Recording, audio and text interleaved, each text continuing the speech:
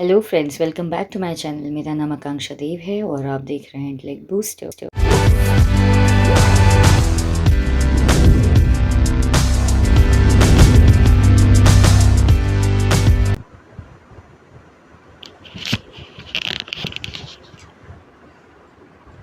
आज का टॉपिक है थ्योरी बेस ऑफ अकाउंटिंग। ये बहुत इंपॉर्टेंट टॉपिक है, तो प्लीज़ इस वीडियो को पूरा देखिएगा, स्किप मत करिएगा and do ask me any doubt in the comment box. Basic accounting concepts. अब हम इस वीडियो में कुछ बहुत ही इम्पॉर्टेंट कॉन्सेप्ट्स पढ़ेंगे जो अकाउंटिंग के लिए बहुत ज़रूरी हैं। चलिए देखते हैं। फर्स्ट है business entity concept. This concept assumes that, और मैंने थोड़ा सा ना ये मीनिंग को इलेबरेट करके लिखा हुआ है विथ एग्जाम्पल, ताकि जब अगर आपको एग्ज़ाम में भी कभी लिखना हो तो आपको पता हो कि किस तरीके से लिखते हैं, तो आपके मार्क्स कहीं कट नहीं होंगे। This concept assumes that a business had a distinct and separate entity from its owner। मैं आपको एक बार नटशल में समझा देती हूँ, फिर पढ़ के भी बता दूंगी। इसका मतलब होता है बिजनेस एंटिटी कॉन्सेप्ट इस चीज़ में होता है कि बिजनेस ओनर को बिजनेस से अलग माना जाता है, सेपरेट एंटिटी माना जाता है। जैसे अगर एक एग्जांपल लेते हैं, that if you are a business owner and borrow money from your company to pay for your child's education. अगर आप अपने बच्चे के लिए या अपने पर्सनल यूज़ के लिए कंपनी से कोई पैसा लेते हैं, अपनी बिज़नेस से कोई पैसा निकालते हैं, तो उसे हम बिज़नेस एक्सपेंसेस काउंट नहीं करेंगे। उसे हम अपने पर्सनल विड्रॉल बोलेंगे, कैश विड्रॉल बोलेंगे, मगर हम उसे बिज़नेस एक्सपेंसेस की तरह नहीं लेंगे। इसी पॉइंट को समझाने के लिए ये एक कॉन्सेप्ट बनाया गया है, बिज़नेस एंटिटी कॉन्सेप्ट, जिसमें आपको बताया गया है कि आप बिज़नेस और बिज़नेस ओनर दोनों डिफरेंट पर्सनालिटीज़ होते हैं, मतलब दोनों डिफरेंट हैं। ओके, चलिए नेक्स्ट देखते हैं मनी मेजरमेंट कॉन्सेप्ट। ये आपको पढ़ के ही समझ में आ रहा होगा कि इस कॉन्सेप्ट में जो भी मनी से रिलेटेड ट्रांजैक्शन होते हैं, मतलब जो मॉनेटरी ट्रांजैक्शंस होते हैं, उसी को काउंट करेंगे। जो मॉनेटरी ट्रांजैक्शंस नहीं है उसे काउंट नहीं करेंगे। मतलब एक एग्जांपल दे देती हूँ मैं, जैसे मैंने एग्जाम्पल इसी का ले लेते हैं। This concept states that the transaction and events that can be expressed in money terms are recorded. जो भी मनी से रिलेटेड है, जो भी पैसों से रिलेटेड है, वो इसमें अकाउंटिंग होगी, वो ही रिकॉर्ड होगा बुक्स ऑफ अकाउंट में।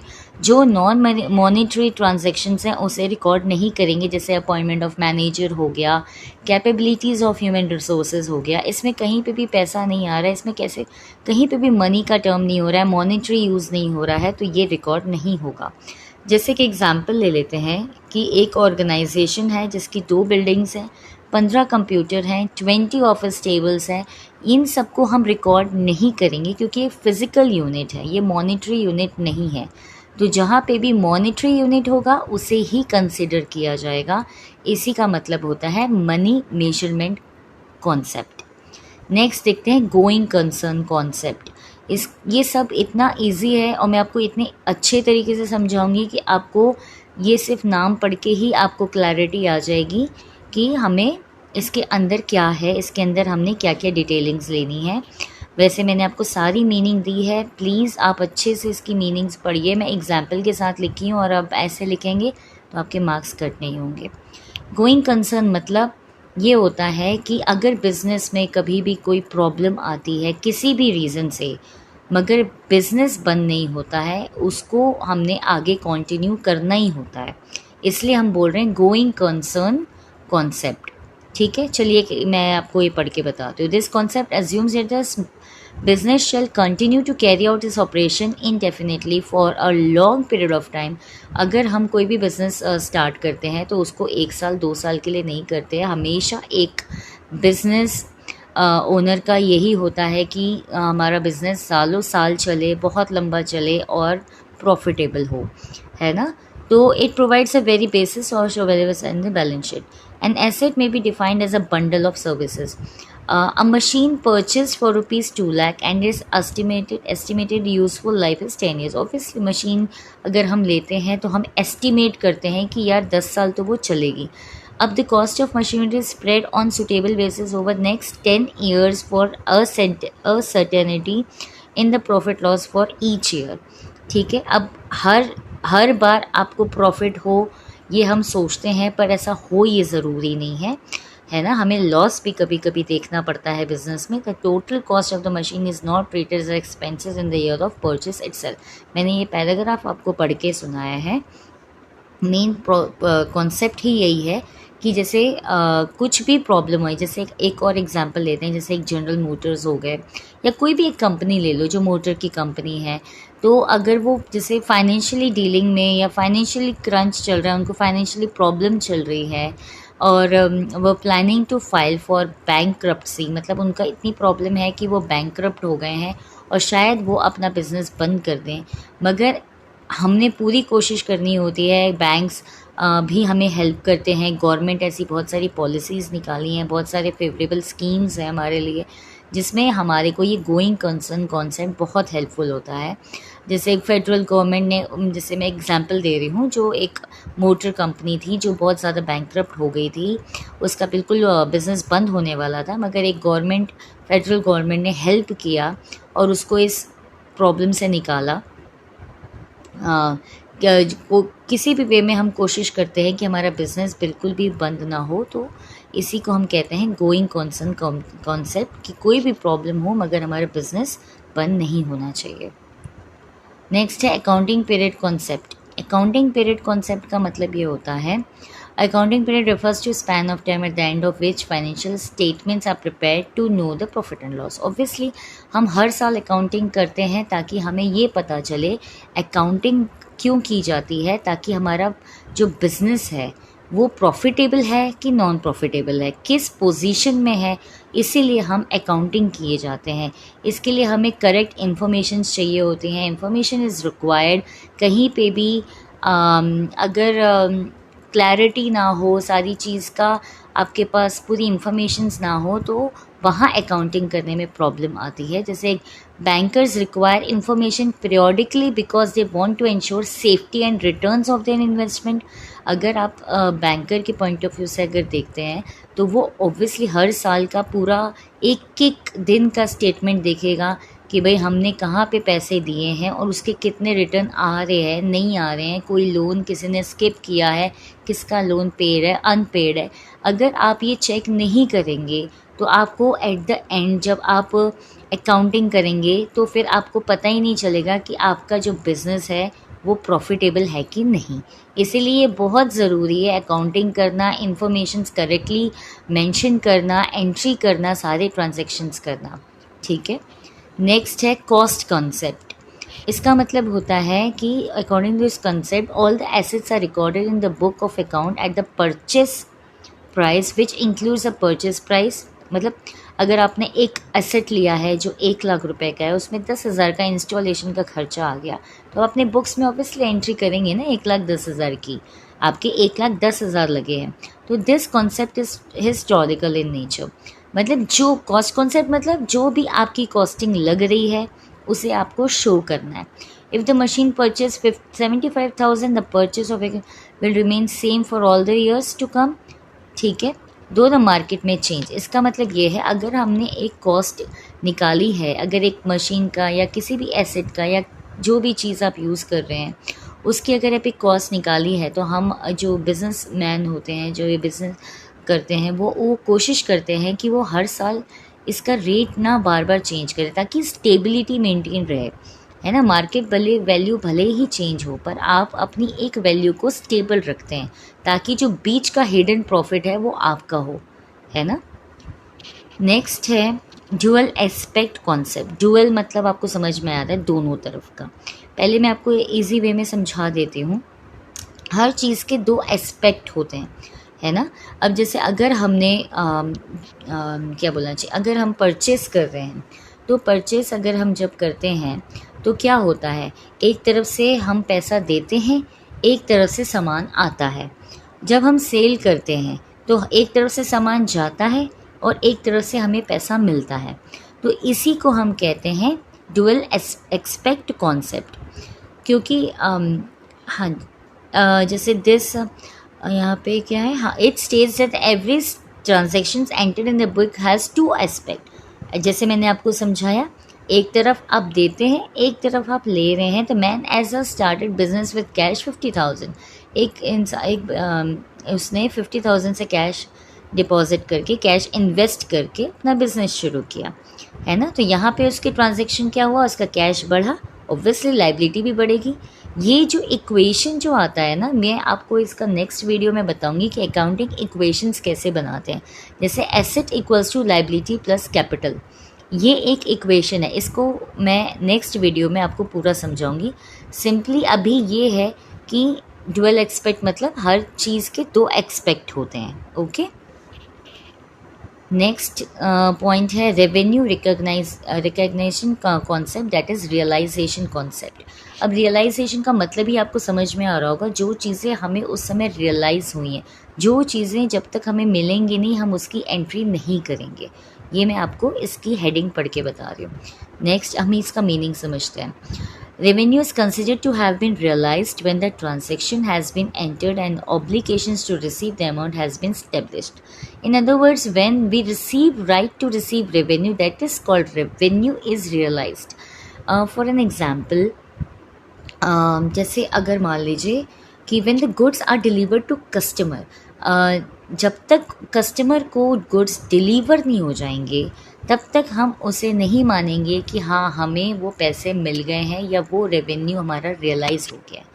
ठीक है, not when the contract is sine, मतलब अगर आपने यहाँ से कॉन्ट्रैक्ट साइन कर दिया और आपने वहाँ एंट्री डाल दी कि भैया हमें रेवेन्यू मिल गया है, इस कॉन्सेप्ट के हिसाब से जब तक कस्टमर के पास आपका सामान नहीं पहुँच जाता, आपका गुड्स नहीं पहुँच जाता और वो डिलीवरी कंप्लीट नहीं हो जाती, तब तक वो रेवेन्यू एक्सेप्ट नहीं होगा, वो रेवेन्यू की एंट्री नहीं होगी।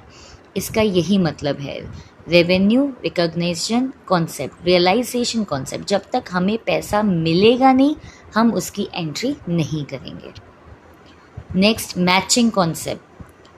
This matching concept states that expenses incurred in an accounting period should be matched with the revenue during that period. मतलब इसमें हमें मैच करना पड़ता है। किसी भी बिजनेस में हम हमेशा एक एक एंट्री को मैच करते हैं कि कहीं पे कोई भी गड़बड़ ना हो गई हो, कोई गलती ना हुई हो। इसमें कह रहा है कि जो एक्सपेंसेस हुए हैं हमें एक अकाउंटिंग पीरियड में, उसे हमें नेक्स्ट रेवेन्यू से मैच करना है उसी पीरियड में। ठीक है, अब जैसे यहाँ पे लिखा है salary for the month of March 2010 paid in अप्रैल।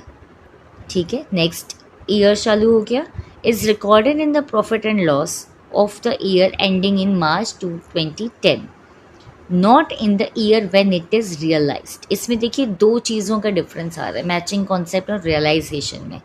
इसमें वो एंट्री कब कर रहा है, जब सैलरी का हमें देना बनता है, ये नहीं कि जब उसे सैलरी मिल रही है ना, तो हमने उसी ईयर रिकॉर्ड करना है। अगर मार्च की सैलरी है तो हम मार्च में ही रिकॉर्ड करेंगे, भले ही हम उसे अप्रैल में दे रहे हैं। ठीक है, इसका मतलब है मैचिंग कॉन्सेप्ट। नेक्स्ट है फुल डिस्क्लोजर कॉन्सेप्ट। इससे तो आपको पढ़ के ही समझ में आएगा कि कोई भी हिडन फैक्ट्स नहीं होना चाहिए कभी भी। जो भी आप एंट्रीज़ करते हैं वो करेक्टली करें, सारी इन्फॉर्मेशंस हो, सारे वाउचर्स हो, जो भी बिल्स हो, सब कुछ दिखना चाहिए ताकि कोई बीच में प्रॉब्लम ना आए। अब जैसे मैचिंग कॉन्सेप्ट में मैं एक एग्जांपल दे देती हूँ अगर किसी को डाउट आ भी रहा हो। जैसे एक कोई कंपनी है जो बड़ी बड़ी किचन अप्लाइंसेस का सेल करती हैं, तो जैसे अगर वो एक लार्ज अप्लाइंसेस होलसेलर से लेके, जैसे मान लो $5,000 में उन्होंने एक होलसेलर से लिया एंड उसको रीसेल कर दिया एक लोकल रेस्टोरेंट को $8,000 में, तो एट द एंड वो क्या मैच करेंगे कि 5,000 और 8,000 से जो रेवेन्यू आया उसे हम मैच करते हैं। इसी को कहते हैं हम मैचिंग कॉन्सेप्ट। फुल डिस्क्लोजर मैंने आपको बताया, जिसमें हर चीज़ का इंफॉर्मेशन डिटेल में होता है, सारी इन्फॉर्मेशन हमें डिटेल में चाहिए ताकि एट द एंड जब हम अकाउंटिंग करें, जब हमारी फाइनेंशियल इन्फॉर्मेशन हमारी को करेक्ट होगी तो हमारी अकाउंटिंग भी अच्छी होगी और हमें करेक्ट पोजीशन पता चलेगी कि हमारा बिजनेस प्रॉफिट में है कि लॉस में है। नेक्स्ट है कंसिस्टेंसी कॉन्सेप्ट। ये सारा आपको नाम समझ जाएगा। कंसिस्टेंसी मतलब कंसिस्टेंट रहना, जैसे आगे मैं आपको बढ़ाऊँगी डेप्रिसिएशन क्या होता है, कैसे क्या होता है।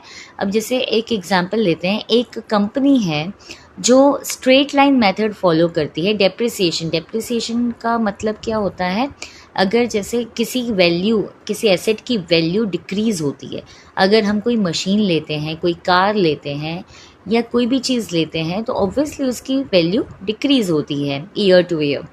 तो यही बता रहा है कि अगर आप एक कोई चीज़ फॉलो कर रहे हैं, अगर आप अपने बिजनेस में कोई एक मेथड फॉलो कर रहे हैं, जैसे स्ट्रेट लाइन मेथड फॉलो कर रहे हैं डेप्रिसिएशन में।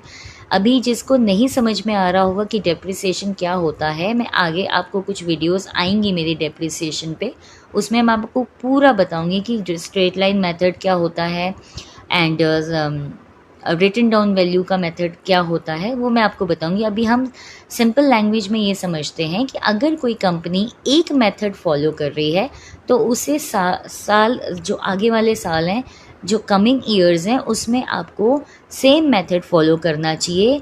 आपको बार बार अपने मेथड्स को चेंज नहीं करना चाहिए, अपनी पॉलिसीज़ को चेंज नहीं करना चाहिए। उससे आपके प्रॉफिट लॉस में बहुत बड़ा इम्पैक्ट आता है।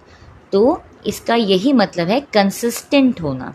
जो आप फॉलो कर रहे हैं उस पर आप बिलीव करिए और उसी में कंसिस्टेंट रहिए।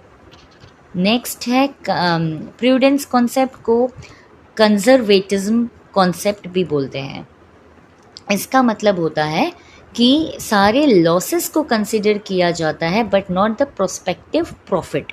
मतलब जब प्रॉफिट आपको रिसीव होगा, जब रियलाइज़ होगा तो ही कंसिडर होगा, मगर लॉस जो भी हैं हमें पहले बुक करने होते हैं, हमें पहले एंट्री करनी होती है।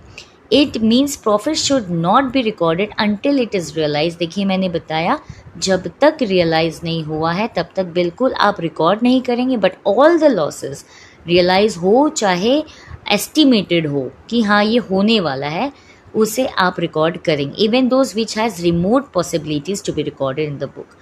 ठीक है। नेक्स्ट है मटेरियलिटी कॉन्सेप्ट। इससे भी आपको समझ गया होगा, जो भी मटेरियलिस्टिक चीज़ है, जैसे इसमें मटेरियलिस्टिक चीज़ों पे हम ज़्यादा फोकस रहते हैं। whether the item is material or not shall dependent upon the nature or and amount involved in। ठीक है। जैसे इसमें जैसे एक एग्जांपल देते हैं, a customer who has defaulted in payment of ₹100। मतलब एक कस्टमर ने 100 रुपये का कोई घपला किया, तो और उस कंपनी की जो नेटवर्थ है वो 5000 करोड़ है। एक एग्जांपल दे रही हूँ मैं आपको ताकि आपको समझ आ जाए। तो उसके लिए वो कोई फ़र्क नहीं पड़ता, वो उसके लिए इममटेरियल है, उसे कोई फ़र्क नहीं पड़ेगा। मगर अगर उस कस्टमर ने उसको 500 करोड़ का डिफ़ॉल्ट किया तो उसे प्रॉब्लम होगी, तो उस पर इम्पैक्ट पड़ेगा। ठीक है। तो उस नेचर के हिसाब से वहाँ पे इम्पैक्ट पड़ता है कि हमें कितना बड़ा नुकसान हो रहा है या हमें क्या क्या प्रॉब्लम्स उसमें फेस करनी पड़ रही है। ठीक है। तो this for example focus on material fact. यहाँ पे भी एक एग्जांपल दिया हुआ है, amount spent of repair of building, 4 lakh की बिल्डिंग है, is material for enterprise. Obviously बिल्कुल है। Having the sale turnover of this much but not material for enterprise having turnover of 25 lakh। Similarly, closure of one plant material, but stock eraser and pencils are not shown at the asset side, but treated as expenses of that period, whether consumed or not, because the amount involved in it are low। मतलब इसका nature है, अगर हमें बहुत बड़ा नुकसान हो रहा है तो वो होता है मटेरियल चीज़ें, और जो बहुत छोटी मोटी चीज़ें हैं वो हमारे लिए उतनी मटेरियलिस्टिक नहीं है, उसे हमें उतना इम्पैक्ट नहीं पड़ता। ठीक है। Next one is objectivity concept. This concept states that accounting should be free from personal bias. Her business का एक पर्सपेक्टिव होता है, एक ऑब्जेक्टिव होता है कि भाई हमें प्रॉफिट कमाना है, हमारी कंपनी को हमें आगे बढ़ाना है, उसकी ग्रोथ होनी है। तो इसका ऑब्जेक्टिव लेके हम चलते हैं ना, एक एम होता है।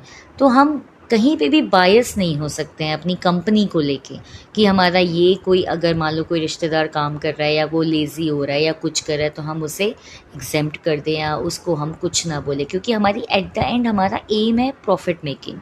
तो हम किसी को भी लीनियंट नहीं ले सकते। तो इसीलिए प्रॉपर वाउचर्स होना, प्रॉपर बिलिंग होना, कैश मेमो होना, रिसिप्ट्स होना, इसकी प्रॉपर एंट्री होना, ये बहुत इम्पॉर्टेंट है। इसका इम्पैक्ट नहीं तो हमें अपने प्रॉफिट एंड लॉस एंड हमारे जो फाइनल प्रॉफिट होता है उसमें हमें बहुत प्रॉब्लम होती है। ट्रांजैक्शंस बिल्कुल क्लैरिटी होना चाहिए, इसीलिए ये ऑब्जेक्टिविटी कॉन्सेप्ट बनाया गया है ताकि सब चीज़ की clarity. Please subscribe my channel and press the bell icon.